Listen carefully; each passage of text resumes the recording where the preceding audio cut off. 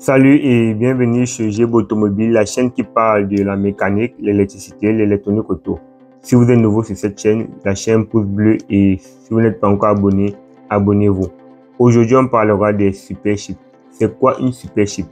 Une Superchip en fait est une puce pouvant être programmée pour plusieurs autres véhicules. Donc, c'est-à-dire qu'il peut s'adapter facilement à plusieurs autres véhicules. C'est généralement ces Superchips qu'on appelle aussi autrement les transpondeurs de clés. C'est-à-dire que ces transpondeurs en fait, ou bien ces puces en fait électroniques se trouvant dans les clés de chaque véhicule permettent en fait de continuer le code de démarrage de la clé. Et comme chaque transpondeur à l'achat vient étant vierge, lors de la programmation, elles vont donc contenir le code de démarrage, de l'anti-démarrage de votre véhicule, afin de pouvoir permettre le démarrage de votre véhicule lorsque elle a été introduite dans le véhicule. Donc, c'est-à-dire que si ce transpondeur venait à être défectueux, ça veut tout simplement dire que votre véhicule ne pourra en aucun cas démarrer. Et c'est dans ce cas qu'on appelle généralement la déprogrammation de véhicule. Généralement, ça se produit lorsque vous débranchez une batterie, lorsque la clé est encore au contact. Donc, vous pouvez carrément abîmer votre transpondeur et là, on parlera de déprogrammation. La Superchip, en fait, c'est quoi? Comme je l'ai bien dit, c'est une puce en fait qu'il vous faut absolument acheter. Pourquoi? Parce que il peut être adapté à plusieurs autres marques de véhicules.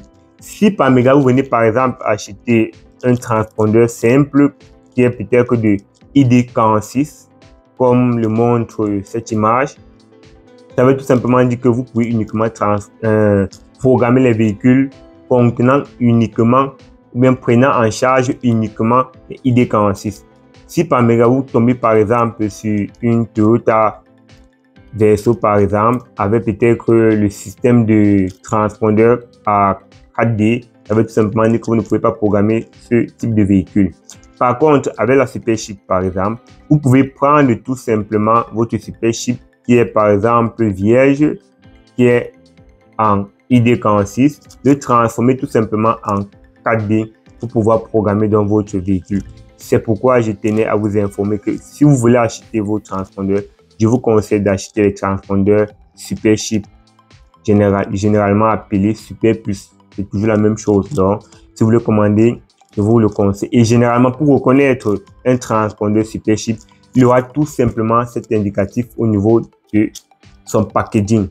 Vous allez tout simplement voir le IST27A à ce niveau-ci.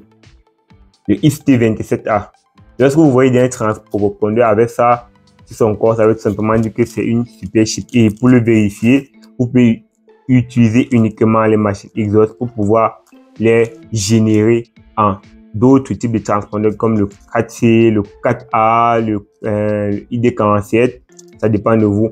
Là, ça vous permet de vérifier que vous avez effectivement votre transpondeur Superchip. Si vous avez aimé la vidéo, la chaîne pouce bleu, et si vous n'êtes pas encore abonné, abonnez-vous.